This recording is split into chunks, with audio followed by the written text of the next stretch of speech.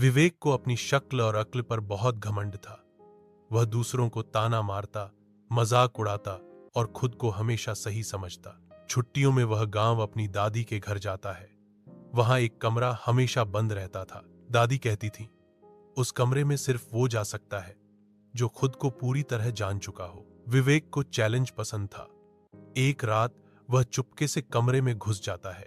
कमरे के बीचों बीच एक पुराना धूल भरा आईना रखा था, लेकिन यह कोई साधारण आईना नहीं था। जैसे ही विवेक उसके सामने खड़ा होता है, उसमें उसका अजीब सा रूप दिखता है। बाल बिखरे हुए, आंखें, डरी हुई चेहरा, डरपोक और चाल अनिश्चित। वह चौंक जाता है। वह जोर से बोलता है, ये मैं नहीं हूं। लेकिन आईने से आवाज आती है, ये तुम ही हो, बस अंदर से।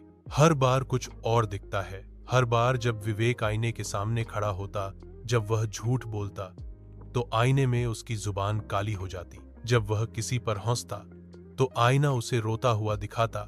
जब वह अहंकार करता तो आईना उसे एक कमजोर बच्चा बना देता। वह डरने लगता है, लेकिन आईना सिर्फ सच दिखाता है, अंदर का सच। एक दिन वह अपने दोस्त आरव का भी मजाक बनाता है। आरव बहुत दुखी होकर उसे कहता है, तू जितना बाहर से चमकता है, अंदर से उतना ही खोखला है। विवेक उस रात फिर आईने के सामने जाता है। आईने में अब उसका चेहरा धीरे धीरे गायब होने लगता है। आईना कहता है, जो खुद को नहीं पहचानता वो धीरे धीरे मिट जाता है। अब विवेक सोच में पड़ जाता है।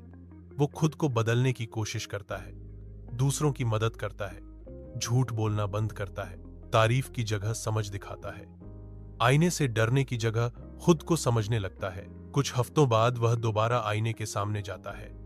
अब उसमें एक शांत, सच्चा और संतुलित चेहरा दिखता है। वह खुद का असली रूप। दादी मुस्कुराते हुए कहती हैं, अब तू उस कमरे का असली हकदार है। अब तुझे आईने की जरूरत नहीं, क्योंकि तू खुद को जानता है।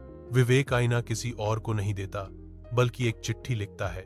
जो खुद को समझना चाहता है वही इस आईने को देखे, वरना सिर्फ बाहर देखता रहेगा, अंदर खो जाएगा।